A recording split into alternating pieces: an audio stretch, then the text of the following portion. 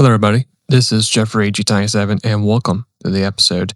In this episode, we're going to do a request build, which is going to be using all 4 hypercars in this episode to race in the 700 Le Mans race. Now, what I'm going to do is I'm going to only showcase the Ferrari 49PP just for this one race. I'll share the other 3 cars as setups. That way, if you want to try out the Porsche, the BMW, or the Peugeot, you can just simply fast forward to that tune and you can try it out for yourself. I'm pretty sure all 4 cars should be pretty similar in how the car handles and drives, other than the Porsche and the BMW, since they're both mid-engine cars, but was able to have a very successful run for the Ferrari. So just in case you guys are looking for another race to try the hypercars, you can once again try at Le Mans at 700 PP race. I'll showcase on how to explain how to get the cars, and of course, going to share the setups.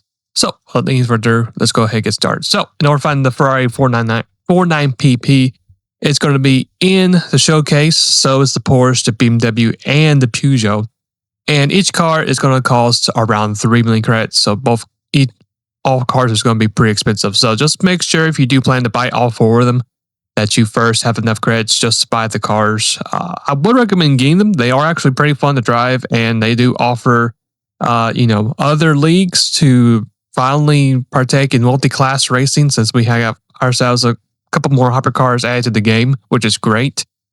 So just make sure you get yourself plenty of credits first before you actually do go out and buy all of them if you want. But there's the stats right there for the Ferrari. Of course, 3 million credits. The horsepower and weight looks pretty good on the car. This part right here is optional if you want to. If you want to use the livery that I'm using for this race, there it is right there. Just search Dubby is all you gotta do for this car. And if you guys are in fact fans of Dubby and its products, here is a code that you could put in for your when you go check out your stuff, either for merch or shakers or even the powder itself. Just use my promo code and get yourself a 10% discount if you want to. So again, just make sure you search Dubby for the car if you want to, and just simply apply delivery to the car and you'll be good to go. Even though it is optional, I don't think all deliveries would actually matter in this particular race. And of course, for our final setup, it's going to be the setup is only going to be this one page right here. So you see we got ourselves sport hard tires with the suspension differential. Went ahead and had to tinker the downforce by lowering the front and increasing the rear. Went ahead and also had to nerf both the power restrictor and the ECU quite a bit as well, adding the ballast and of course moving the ballast toward the front. Now, depending on what car it is, it could be different. You could either take away or add some more ballast depending on what car you have, but I do recommend that you do have racing hards for each car. That way you can at least keep some horsepower in the car in this particular race. But other than that, should be pretty easy and simple to set up for each car for this particular race. And after you get whatever setup you have, whatever car you want to do, you should be ready to go to do the race. But after I showed the last one, which is going to be the Peugeot, we are going to go ahead and get started with the race. And what I'm going to do here is I'm just going to let you guys just watch the first lap and just see what the car can do. And I'll be right back in the race for our strategy and what to look out for.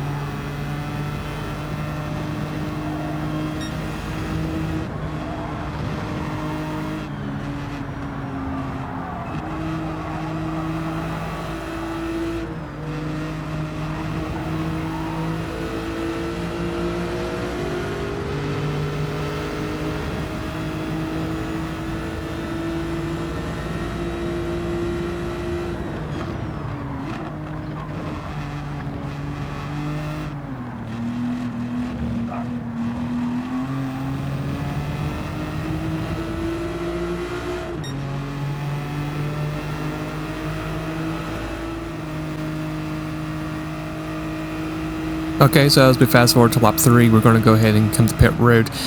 We had ourselves quite a very intense rain shower come through in the mid part of lap 3. Now, the good thing about both the Ferrari and the Peugeot, both those cars are in fact all-wheel drivetrain hypercars, so they actually were able to stay on track and had a much better time surviving the harsh conditions. Now, if we were in the BMW or the Porsche, we were most likely would have been in big trouble being stranded on the track. But luckily for us, we kept the car on track and was able to make it to pit road. And since we're the first ones here to change our tires into the intermediate conditions, we're going to be in ourselves a pretty good spot. Now, I would say pretty quickly after once we started lap 4, most of the track was in fact dry, so we probably could have maybe gone back out and just took it easy and just survived maybe another lap.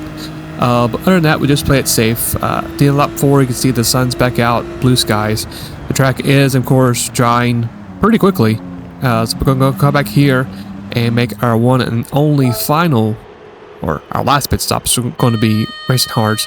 And as you can see, we did not refuel the car fuel because in this particular race, the Hypercars seems to have a really good fuel mileage in this race. So even though the top speed may not be as good compared to other Group 4 cars here, since we are running a low horsepower package, and since we're also using our battery as well, which is quite unfortunate, you can rest and be secure that the fuel mileage is going to be really good in this race for these cars. So we're going to come on pit road, just change tires, and that's literally going to be it for our final strategy for our last pit stop, which is really cool. So after that, we're going to go ahead and just do some more time trial laps. You can see we are completely have run out of battery deployment, and it is a pretty big significance in times whenever you do lose your battery. But other than that, we got ourselves a huge comfortable lead, so there's nothing to be worried about. And that's going to be it for our run for Le Mans. So the car handled great. Speed was kind of decent, I would say. It was in the low 160s averaging around the track, so it is able to stick with the Group 4s. But the handling, the braking, and the mileage is of course going to be your huge improvement compared to Group 4s. Got ourselves that clearance bonus, and that's going to be it for the episode. For the next episode, I was able to got a glance at the Jaguar XJ220. It's back in the game, and figured it would be a good time to do an up-to-date build at Tokyo Expressway 600. And this is going to be a stock build.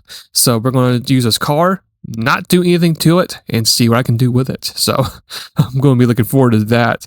So if you guys enjoyed today's episode, we're not going to go ahead and leave a like. If you'd like to see some of my content later down the road, why not go ahead and hit the subscribe button as well, which would be highly appreciated.